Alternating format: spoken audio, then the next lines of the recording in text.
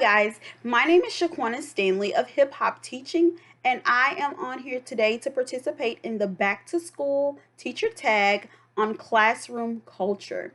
This is my very first YouTube video, so have grace on me, and let's get started. Okay, question one. What three words or adjectives describe your classroom culture and why? Okay, well, I would say the first word has to be fun. If students are not excited about learning or what's going on in your classroom, more than likely they are not going to participate and you're going to have behavior problems. Word two would most definitely have to be engagement. Again, students have to be involved in what's going on in the classroom. The person that is doing the work is the person that is learning. You have to remember that. Okay, and my third word would be, I guess I would have to say relevance. It has to be relevance to the student. If the student does not see any, okay, how is this going to help me? Why am I having to do this? Then more than likely they're not going to, participate. And if I guess there's a pattern with me. Class participation is very important in within my classroom and the classroom culture, and I want everybody to feel comfortable participating, whether you have the wrong answer, the right answer, or if you have a question. I want you to be able to be open about doing that. Question number two. What is one activity or routine you do that makes students feel welcome in your classroom? Well, I like to have lunch with my students. It I'm not gonna lie, at first, it was not a thing that I enjoyed doing. I was like, okay, that's my time away from kids and I'm going to enjoy it. But I did notice that it was informal. And so students were more open to talking, whether they were talking to me or not, they were more open to talking to friends. And so you got to know some things that you wouldn't have known if you didn't open the classroom up to having lunch with your students. Okay. Question three. How do you develop growth mindset? Okay, I develop growth mindset. The very first thing I always do, because the one phrase that I find myself saying and also my kiddos saying is I can't. And so I want to nip that in the bud as fast as I can. And even though sometimes I still do it, I like to use it as a learning or teachable moment. And I say, okay, guys, you heard Miss Stanley say I can't. And usually it's like, oh, I can't. I don't have time for that right now, or I can't, we are about to go to music, or I can't. And so what I've starting to make a habit of, and I want to teach my kids to make a habit of, is guys, it's not that you can't, it's that you probably don't have the skills to do it yet. And so I'm going to give you the skills or the know-how to do it. So instead of saying I can't, what is another way that you can say that? And of course, the kids get annoyed the first few times that they hear you say it, but then you'll start to hear them say, tell other classmates, hey, instead of saying I can't, how else could you have said that? And they'll give their examples or help out. And so it really does begin to show students that, hey, positive thoughts are everything and it can change all things with positive thoughts. Okay, question number four. How do you develop leadership in your students? Okay, guys, this is really big, especially with the upper elementary and so on and above. But it's important for, really honestly, kids need to be responsible for their own learning. That is the very first leadership, um, I guess, word or leadership development that kids need to have as a student, is that they have to be responsible for their own learning. Miss Stanley can get up here and lecture, and I can give you examples all day, but you have to be able to understand that this is something that you need, not Miss Stanley. So, and I know that kind of sounds a little harsh, but students need to realize that, hey, this is for you. I'm doing this for you.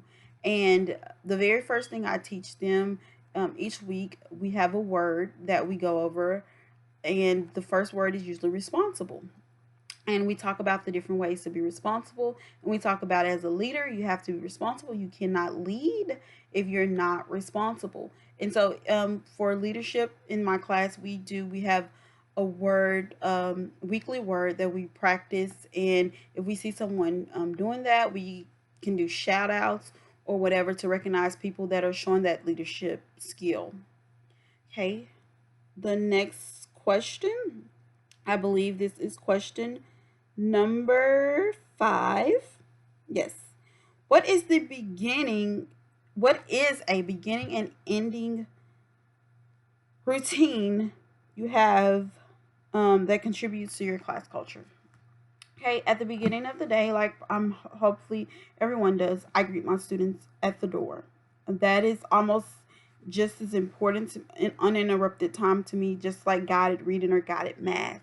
When Miss Stanley's at the door greeting, you do not bother her. They know that. Do not bother her, because I want to be able to check the temperature of every kiddo that walks through that door, because I want to know what's going on. I want to know how I need to adjust or readjust something so that my students are getting the best uh, out of their day that they can.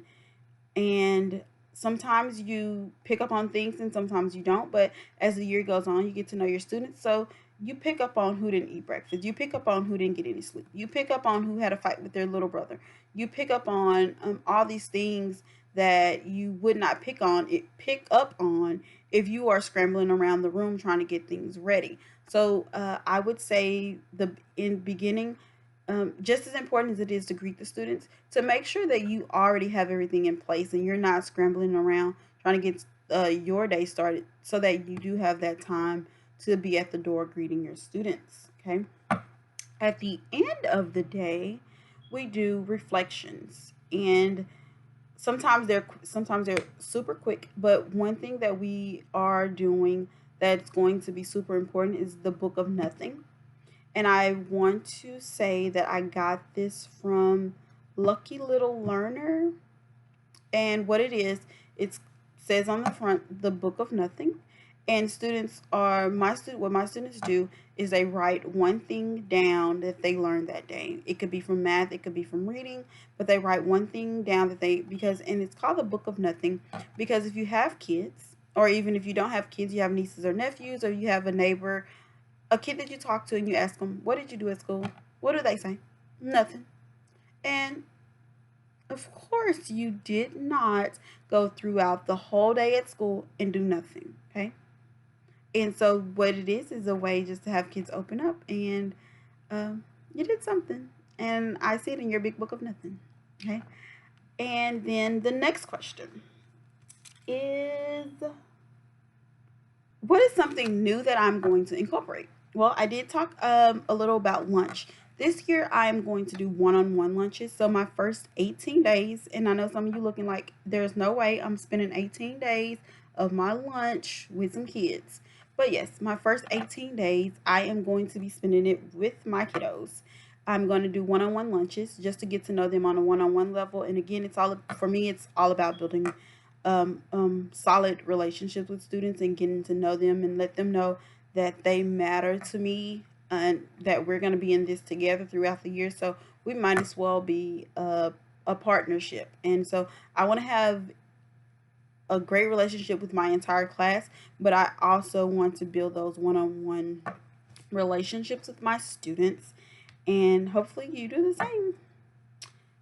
Last question. It says, what is one piece of advice you would give a new teacher in regards to classroom culture? And it actually is what I just previously said.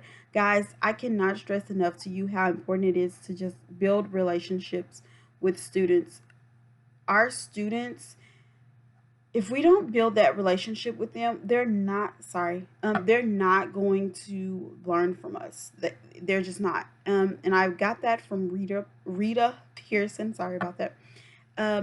Of TED Talk. If you have not seen the TED Talk by Rita Pearson, please go find that. And if I remember, I will put a link in the description below.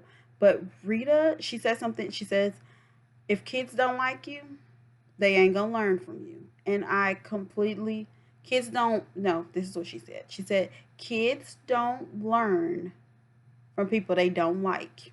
And I completely agree with that. And honestly, I found that out the hard way because I was like, I'm not here to be their friend. I was the very first person. When I first started teaching, I was like, I'm not here to be their friend. I'm an adult, they're the kid. Like, that's, no. But I soon I realized, hey, I can have that attitude, and guess what? They got the attitude too, and so we're not gonna get anything accomplished. So I've learned throughout the years to just build those relationships with those kids, and honestly, you're not gonna like every kid, and that is absolutely okay. But just because you don't like anyone doesn't mean you can't have a relationship with them.